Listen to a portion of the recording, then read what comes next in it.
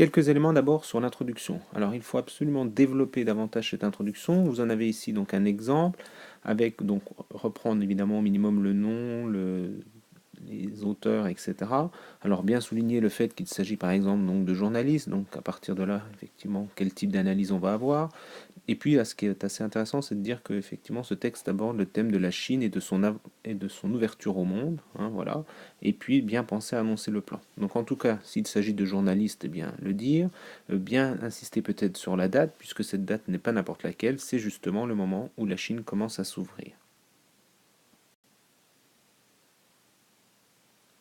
Dans ce deuxième extrait, toujours sur l'introduction, un petit point auquel être attentif. Ici, on est donc dans l'introduction, mais on voit donc le mot de maoïsme, et du coup, on a une définition. Alors, la définition, effectivement, est exacte, mais tous ces éléments sont à utiliser dans le développement, hein. La présentation, c'est vraiment la présentation du document. Donc, ceci, on le garde, mais on le garde pour le développement.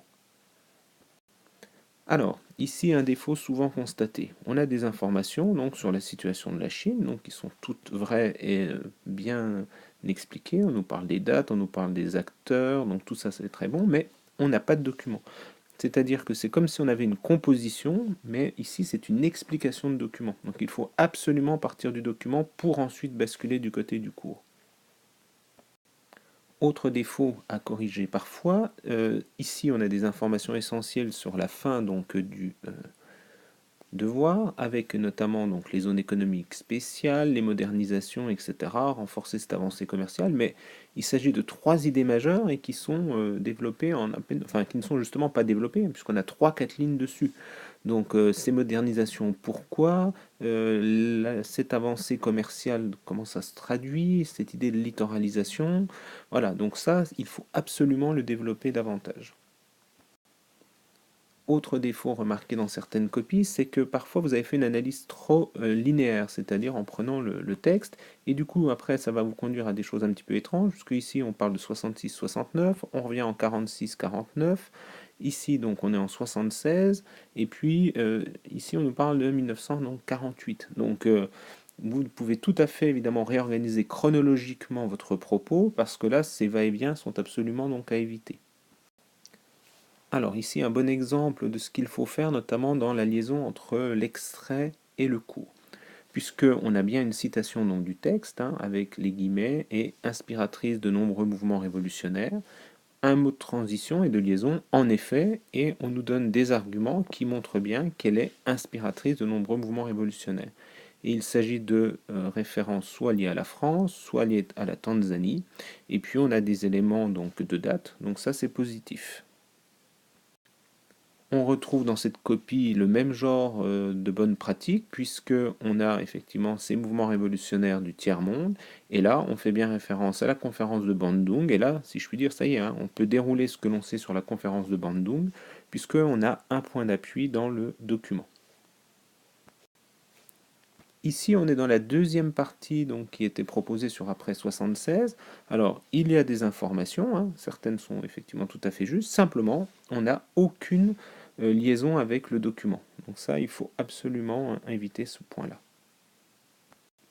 Autre exemple de bonne pratique donc, sur le lien entre le doc et le cours, puisqu'on a une citation avec c'est une alliance de droit, et on nous explique bien qu'à l'époque, la Chine et l'URSS sont ensemble. Où est-ce qu'on peut le voir? Eh bien, on peut le voir dans le cadre, effectivement, de la guerre de Corée. Donc ça, c'est un bon élément. Un défaut un peu moins constaté dans cette interrogation, mais auquel il faut faire attention. Ici, on est à la fin de la première partie, on parle du maoïsme comme inspirateur de nombreux mouvements révolutionnaires, et puis on change de partie et on dit, outre l'aspect interne, la Chine veut s'affirmer au niveau international. Donc là, en fait, on est déjà au niveau international, et là également. Donc il n'y a pas du tout d'opposition, et ces deux arguments devraient absolument être ensemble. On ne peut pas en placer un ici et puis un ici. C'est exactement donc la même idée. Pour résumer, quelques points importants. Donc, soigner la présentation du document en essayant de prendre appui sur, je rappelle, tous les éléments du paratexte. Qui parle, quand le texte a-t-il été fait, et puis éventuellement donc le contexte. Ne pas parler au futur dans votre copie, hein. Quelques-uns ont un peu ce défaut en voulant donc, on va dire, raconter ce qui se passe, ils parlent au futur. Vous n'oubliez pas, toujours citer un extrait avant d'utiliser le cours. Pensez également à bien assurer les dates et le nom des acteurs. Bon, dans la majorité des copies, c'était le cas ici, hein, mais attention aux orthographes un peu particulières, notamment à cause donc des noms chinois. Pensez également qu'il n'y a pas de piège. Il n'y a pas de piège, donc effectivement, vous pouvez vous appuyer sur le plan du cours pour trouver le plan. Si le plan du cours vous suggère un élément en deux parties, il y a de bonnes chances que le document effectivement revienne sur la même chose. Pensez également donc à organiser votre rédaction et ne faites pas forcément ce qu'on a dit une analyse linéaire, puisque ça peut, je vous rappelle, vous conduire à des allers-retours donc dans votre rédaction.